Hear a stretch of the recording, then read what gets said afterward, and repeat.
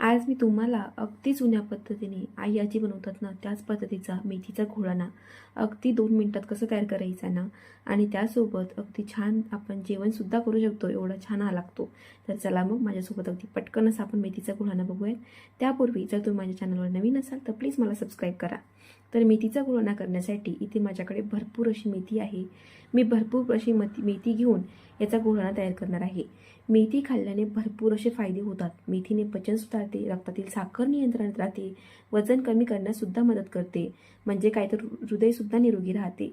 तर मेथीमध्ये लोह, calcium, antioxidant घटक भरपूर प्रमाणामध्ये असतात ना, त्यामुळे रोगप्रतिकारशक्तीसुद्धा वाढते. त्यामुळे हिवाळ्यामध्ये तरी ॲटलिस्ट मेथी खाणं अगदी फायदेशीर असते.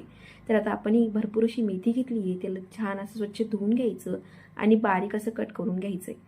आता काय करायचं आहे, झटपट असं मेथीचा घोळाना बनवायचं आहे. तर त्यासाठी मी ते कांदा घेतला आहे, त्याला छान बारीक असं कट करून घेतलं. आता कट करून घेतलेला कांदासुद्धा ह्या मेथीवरती घालायचा. कांद्यानुसार मी एक टोमॅटोसुद्धा घेतला आहे. तुम्हाला जर आवडत असेल तर 2-3 टोमॅटो घ्या. तर मी ते फक्त एक टोमॅटो घेतलेला आहे आणि तोसुद्धा असंच बारीक कट करून घेतला आणि तोसुद्धा त्यावरती घालला. आता आपल्याला यावरती मस्त अशी फोडणी घालायची आहे आणि ही फोडणी अगदी साधी सोपी आहे.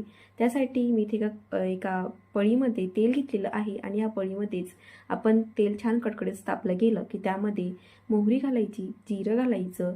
मोहरी जिरं छान तडतड करायला लागलं ना की त्यामध्ये भरपूर असे शेंगदाणे घालायचे. मला भरपूर प्रमाणामध्ये शेंगदाणे आवडतात. तुम्हाला जर शेंगदाण्याचं कूट आवडत असेल ना तर भाजलेला शेंगदाण्याचा कूट यामध्ये घालायचा किंवा मग थोडेसे जाडसरचे शेंगदाणे कुटून या फोडणीमध्ये जरी घातले ना तरीही चालतात. पण मला ना इथे भरपूर असे शेंगदाणे आवडतात आणि ते अख्खे खाल्ले ना की मस्त लागतात.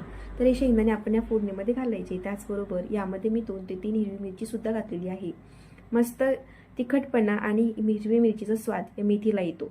आता हे छान असं तडतड करायला लागलं, थोडेसे शेंगदाणे परतून झाले ना की मग आपण हे घोळाना मस्त असा रेडी करून घेणार आहोत. तर ही फोडणी ना आपल्याला त्या मेथीच्या सॅलडवरती घालून घ्यायचे. अगदी झटपट अशी फोडणी होते आणि पटकन तयार होणारा हा घोळाना आहे आणि जुन्या पद्धतीचा आहे.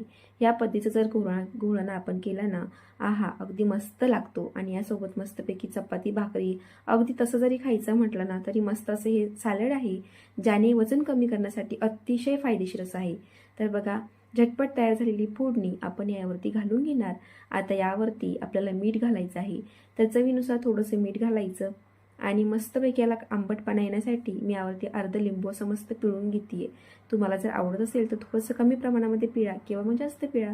तुमच्यानुसार तुम्हाला इथे लिंबूचा वापर करायचा. जर लिंबू तुम्हाला आवडत नसेल तर यावरती तुम्ही मस्त असं दही जरी घातलं ना तरीही छान लागतं. दही नसेल तर ताक